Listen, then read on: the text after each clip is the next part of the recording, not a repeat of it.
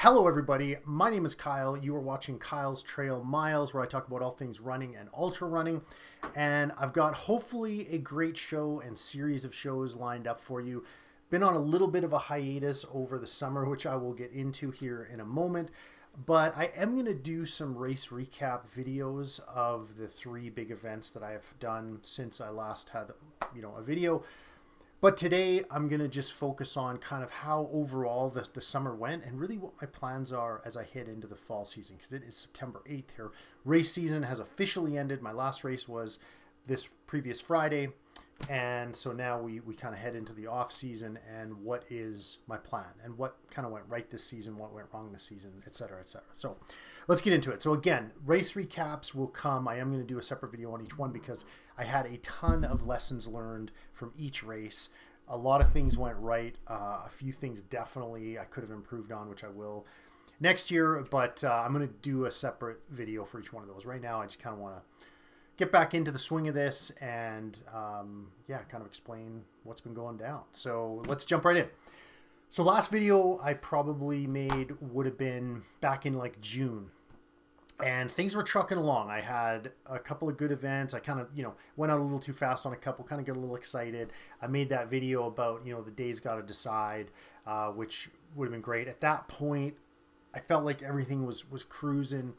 And then I had me and my buddy were doing about a 250 kilometer fast pack through the Rocky Mountains, 4 days at the end of July. And so I had the first 2 weeks of July off. And we really, as a family, we didn't have too much going on this year, just a few, weekend trips here or there. So I had a lot of time to train. So I had a great June, was feeling really good. Came into my holidays and it was just, sometimes the universe just throws up these situations and whatever. But anyways, what happened was we went for this amazing Pharaoh's Peak in Banff. Was just like one of the greatest runs I've ever been on. It was crazy. Look it up. I should show you some pictures, but YouTube it. Pharaoh's Peak. I mean, it's in Banff. It's overlooks like it's got to be one of the nicest views in the world. And getting to the top was super sketchy. Anyways, awesome run. Me and a couple buddies, Murray and Paul, did that, and then I came back. And then the next week, I had 2 weeks off, holidays. So I took a couple of days off, and then I just did something stupid, and I tweaked my calf. Not anything running related. I won't get into it, but it was just. I could feel like, ooh, that's not good. But whatever. These things happen. Usually a couple of days, put a little ice on it. It'll be fine. And so the first day, this happened the day before I was on holiday. So I worked the next day on the Friday, and then I had 2 full weeks off. And I had huge plans. I was going to, the weather was supposed to be perfect. I was going to do upwards of 150 kilometers per week in the hills here, get a ton of elevation. Like I had things lined up. And so I go out for my first one. So I get off work on the Friday. I get home, and now I got 2 weeks off ready to rock. I go out for a run, and it's like, no, that is not going to happen. Like it was an acute injury. Like I had torn my calf, and I just couldn't run. Like there was no way. I've never had an acute injury before like that. But it's crazy how different it is than just regular injuries, in that your body sends you a clear message that if you keep running, we're going to rip apart your whole calf and you'll need surgery kind of thing. It's just the craziest thing. And so a lot of perspective came from that, which I'll talk about at another time, just how that relates to racing and things. But anyways, here I am. I'm like, what the heck? So I got maybe 3 kilometers from my house, and I just I couldn't hardly walk. So I had to hobble my way back home. And now I've got 2 weeks off, and I can't run. So I'm like, ice it up, a couple days, be good to go. Pull tape on it. It was game over. It was, I'm chat GPTing, what do I do? And it basically said it figured it wasn't a full tear because it bruised. It turned black and blue, but it wasn't black and blue. It was just sort of one of those yellowy bruises. And so it figured it was just a pretty advanced strain, not a tear. It said if it was a tear, like you're out of commission for like 3 months. But he says, it's probably a good strain. So I'm like, okay, I'm supposed to fast pack in exactly 4 weeks. Like, am I good to go? Like, what do I, and it was like, ah. So anyways, I did exactly what ChatGPT said for the most part and stayed off it for those full 2 weeks of holidays. I didn't do any running. I should have probably been on the bike, but I didn't. I just sort of thought, well, whatever. And so anyways, like, what are the odds of that? Like, come on, man. And so anyways, after the 2 weeks, it definitely started feeling a little bit better. Like but I could still feel it there. So after about 3 weeks, I went for a reasonably fast 10K run and it felt good, almost no issues. So I was like, okay, like I think I'm good. And then a couple of days later, there it was again. And I could feel it like walking around the house, going up and like, especially going downstairs. Oh man, it really hurt. Anyways, long story short, this was a huge concern going into my fast pack trip. Like if I can't run 10Ks a week before, how am I going to run 300, 250 kilometers? Like there's just no way this is going to work out. Like what? So, but you buy the ticket, you show up. So I show up with my buddy. We've been planning this for like a year, 2 years almost. His wife is giving us all this support. Like, it's like, come on, man, like just hold up. So I taped it all up, did what ChatGPT said, and it just held up. It was the craziest thing. Had no issues with my calf for 4 days. Yeah, knock on wood, it just went great. I'll do another race recap on that. But anyways, so we come through that. That was awesome. Felt great after that. And then I could kind of run, but then in 2 weeks I had the Moose Mountain 50K Ultra. So I didn't really do too much in those 2 weeks because I really wanted to heal up. I didn't want to re-aggravate my shin if that was an issue. And so I didn't really do too much for those 2 weeks. Went into the Moose Mountain, felt great. Again, do a race report on that. That was one of my better races of the season from how I felt. And then I came out of that, and exactly 2 weeks later, I have 100-kilometer Lost Soul Ultra here in Lethbridge. So again, didn't want to do too much.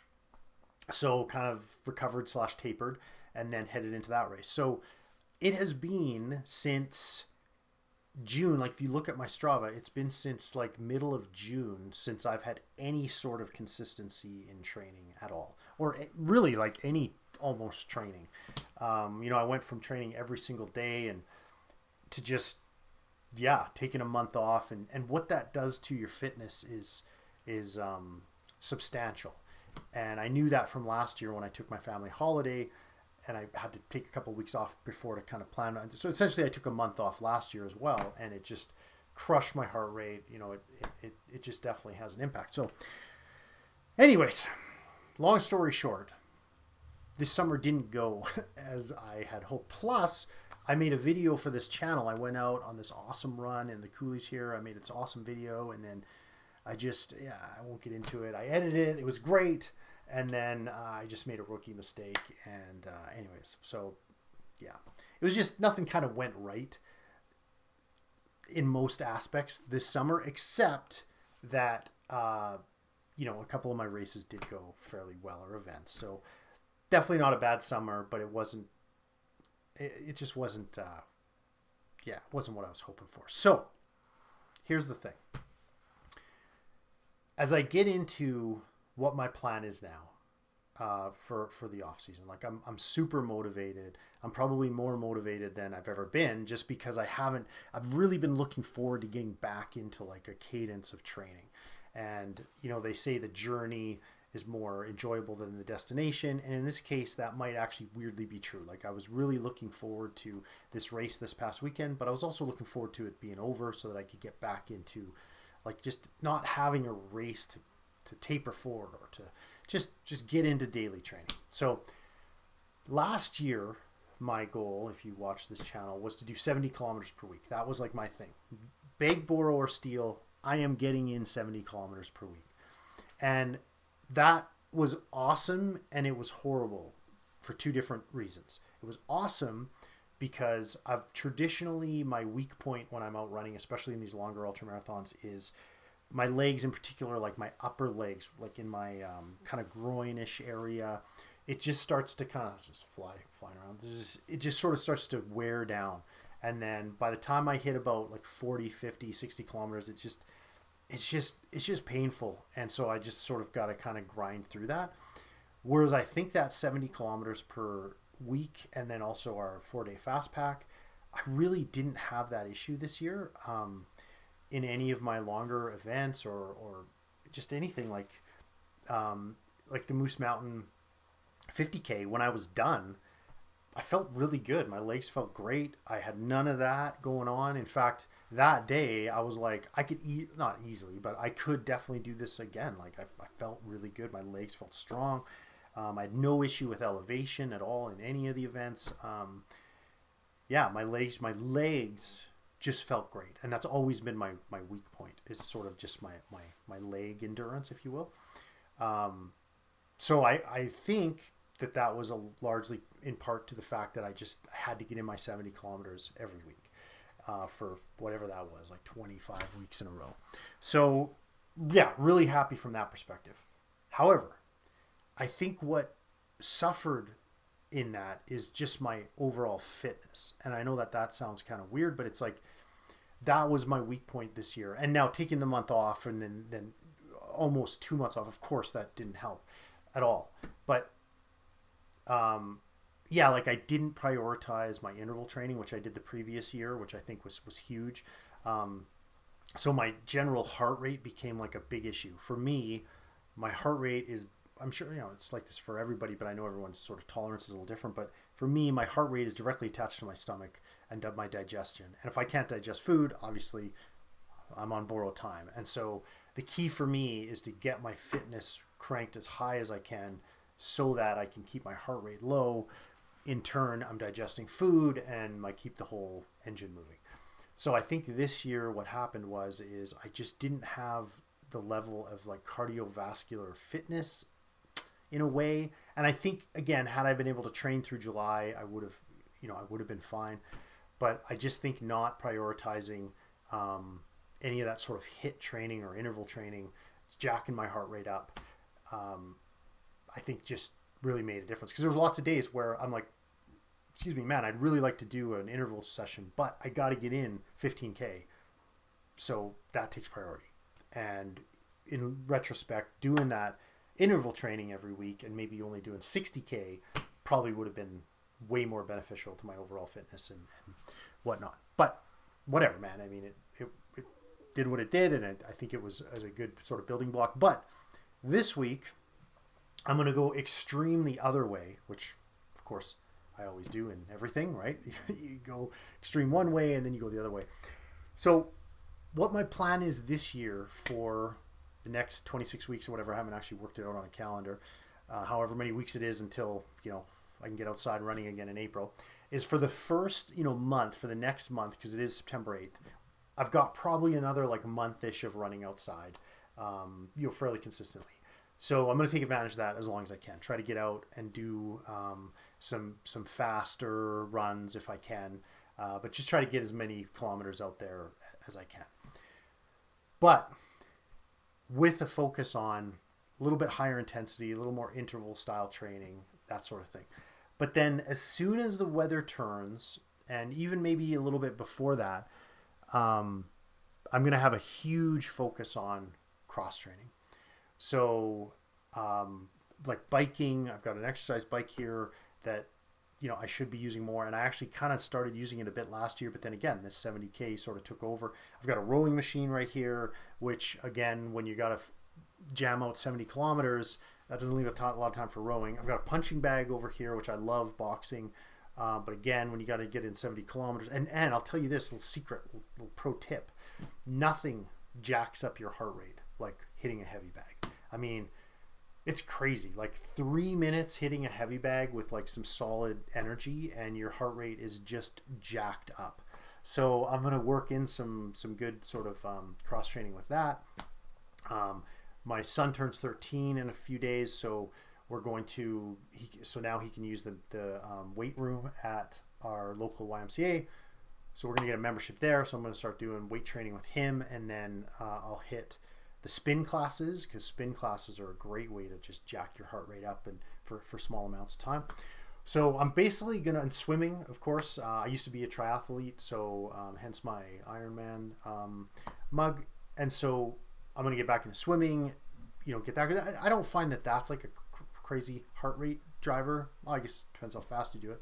But anyway, so I'm going to get back to that. So the theme of this year is going to be fitness and just getting my overall fitness where it needs to be.